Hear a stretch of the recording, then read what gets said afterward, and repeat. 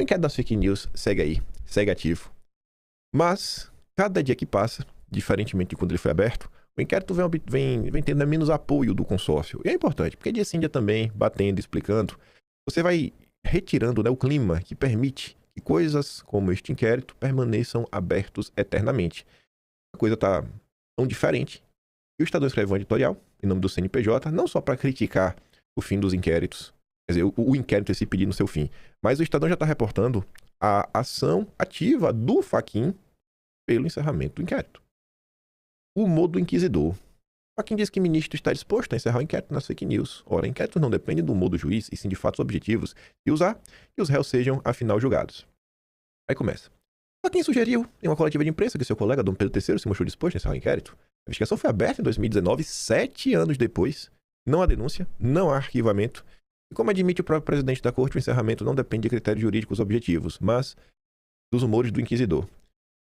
Ainda em 2020 ou 2022, quando eu acho que eu conversava com alguém da direita, também, né, da bagaceira que acontecia em torno dessa perseguição, aí que se vislumbrava uma possibilidade de encerrar, eu falei, rapaz, a pessoa falava, não, quando a gente encerrar, a gente vai poder expor tudo, que na verdade não tinha nada. Expor que não tinha nada.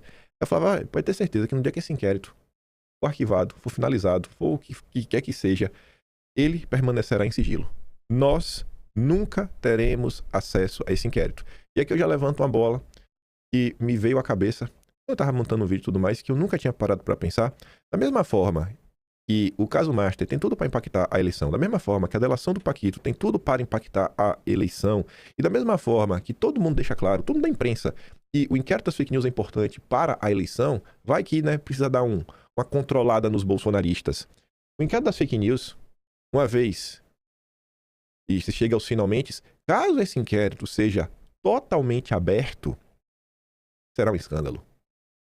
Porque a partir do momento que esse inquérito cair no escrutínio público e as pessoas começarem a mostrar que nunca houve nada, nunca teve prova de porcaria nenhuma, e que pessoas tiveram suas vidas devastadas em nome de uma luta abstrata da democracia, isso será um escândalo. Isso será um escândalo. Escândalo. E lá atrás, quer dizer, depende também de como a direita vai lidar com esse tema, e eu acho que a imprensa vai ter interesse em fazer um escrutínio de muita coisa. Mas se nós tivéssemos um cenário onde a imprensa brasileira, frente ao inquérito das fake news, seu encerramento, caso ele fique público, que eu acho que não vai, tivesse aquele empenho que teve durante todo o processo da Vaza Jato, de mostrar todos os absurdos cometidos em termos dos judiciários, atropelos, não sobra pedra sobre pedra. Não sobra pedra sobre pedra. E manter a imagem de que o bolsonarismo é um grupo radical que atenta contra as instituições, vixe, não vai convencer a ninguém. Convencer, cara, nunca teve nada. Nunca teve nada. Os alvos nunca fizeram nada. Nunca acharam nada, não tem prova de dinheiro nenhum, nem nada.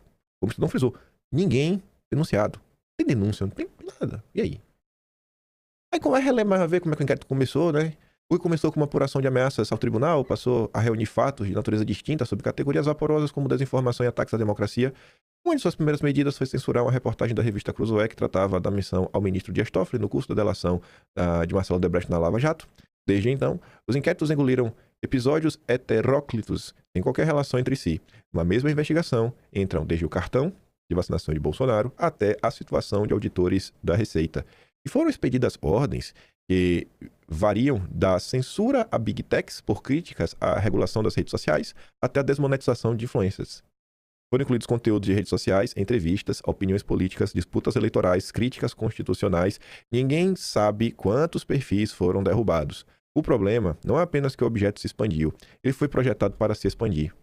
A mecânica processual acompanha essa elasticidade. Quebras de sigilo, buscas e apreensões, bloqueio de contas, remoção de conteúdos, multas exorbitantes, esses dos efeitos gerais. Tudo sem fundamentação clara, sem transparência. É isso que eu digo. Imagina se esse inquérito fosse tornado público ao final e ver que tudo não passou de perseguição. Dias atrás, durante o julgamento sobre a CPI do INSS, Dilma Mendes e Flávio Dino denunciaram investigações sem prazo, sem objeto definido, reclamaram de pescarias probatórias, diligências em massa, prorrogações indevidas. É curioso o furor com que o tribunal acusa o cisco no olho das comissões parlamentares e ignora a trave no seu. A concentração de funções completa o pacote de arbitrariedades. O alcance se estende à pessoa sem foro e o Supremo figura como alvo das condutas investigadas, conduz diligências e profere decisões. Investigador, acusador, juiz e vítima. O inquérito já serviu para investigar críticos? alcançar agentes públicos fora da sua jurisdição natural, intimidar jornalistas, sufocar protestos populares, ampliar competências da corte conforme a circunstância. Essa parte, né? Sufocar protestos populares. É estranho, né? Porque quando os bolsonaristas... Porque são os protestos bolsonaristas, né? Aí, fala que é popular, pra não falar bolsonarista. Mas é engraçado pra mim você ver que é popular, né? Você vê que era pra ser permitido. Já aglutinou temas administrativos, políticos, eleitorais e pessoais. Já operou sobre indivíduos, grupos e plataformas. Tudo se passa como se as instituições estivessem sitiadas por hordas antidemocráticas e o Supremo fosse o último bastião da República. O tribunal que esviscerou a Lava Jato, acusando a 13ª Vara Federal de Curitiba de ter assumido para si uma competência universal para o combate à corrupção, entende-se ele mesmo como uma espécie de juízo universal da democracia. Qualquer fato pode ser incorporado e qualquer medida pode ser justificada por essa lógica messiânica. Sem prazo, qualquer investigação pode continuar, sem critério objetivo de encerramento, resta o arbítrio de quem conduz. Eu fiz essa analogia quando o companheiro Gilmar Mendes resolveu modificar as regras aí do impeachment de ministro do Supremo, né? Naquela canetada democrática. Aí eu chamava o que o Gilmar fez de AI-7 do Gilmar. AI-7. E o AI-6 é o inquérito da fake news, né? Porque o pessoal não dizia que o AI-5 era exatamente, né? O ato institucional, regime de impor sua vontade à força, foi o AI-6, né? Qual a diferença disso aqui pro AI-6? O Brasil tá, até hoje, refém de toda essa máquina. E que essa turma governa o país através desse inquérito. Através de um inquérito eles conseguem governar o país. E que chegamos até aqui por apoio da imprensa. O mesmo Estadão que hoje critica é o Estadão que sempre apoiou. Quanto mais o inquérito se prolonga no tempo, mais difícil se torna encerrá-lo sem expor a sua verdadeira natureza. Um instrumento de concentração de poder projetado para naturalizar um tribunal de exceção. O país pode até não viver uma ditadura do judiciário, mas está demonstravelmente muito mais próximo dela do que estava há 7 anos. Olha só, viu? Os ministros justificam suas medidas de exceção para defender a corte de ameaças excepcionais. Mas hoje, quem mais ameaça a integridade do Supremo são os próprios ministros. Cada vez mais o Supremo se afasta a passos largos da posição autoproclamada de guardião da democracia brasileira e caminha para se tornar seu principal inimigo. Dias antes, encerrando o mês de maio, a Folha tinha publicado esse daqui. Eu acho que tem que também botar nesse contexto. República do Supremo que pode tudo. Para o ministro do Supremo, tudo. Para os demais cidadãos, a lei.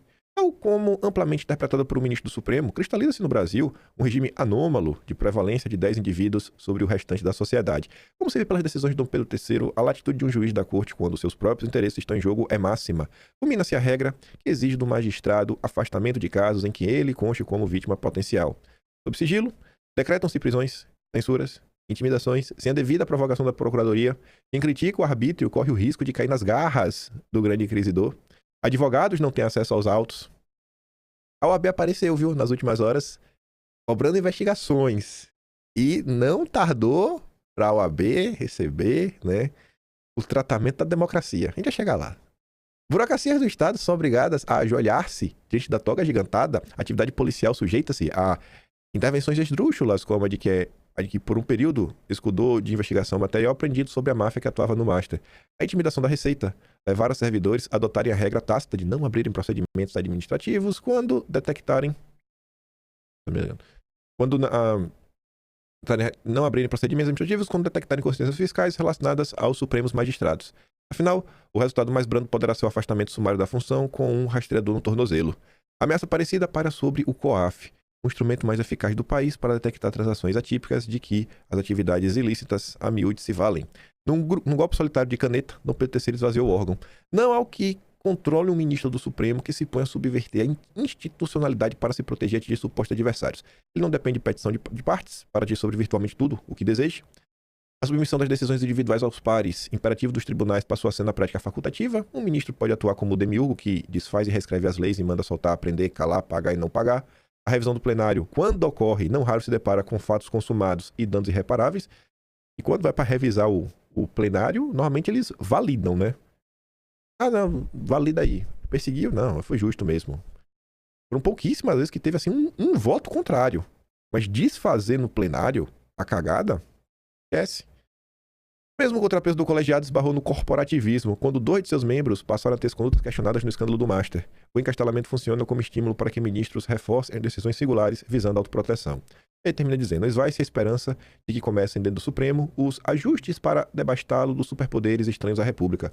Os ministros mostram-se incapazes de adotar um mero código de comportamentos óbvios, que já deveria ser moeda corrente. É inevitável que caminhe no Congresso uma reforma para recolocar o Supremo em seu lugar constitucional. Caminho, assim, qual a chance do atual Congresso brasileiro, uma composição atual, onde pessoas que têm um perfil similar ao Batoré, Hugo Mota, Lindenberg Farias, Glaze, uma direita boca aberta, sabe qual a chance? E que a direita boca aberta, que pelo menos é bem intencionada, é minoria. Tem lá uns 100 e poucos deputados, uns 20 senadores no máximo. Qual a chance de um Congresso dominado majoritariamente pelo centrão, seguido da esquerda, empatado com a direita, avançar uma coisa dessa? É até uma ofensa, né? É até uma ofensa ler uma coisa dessa.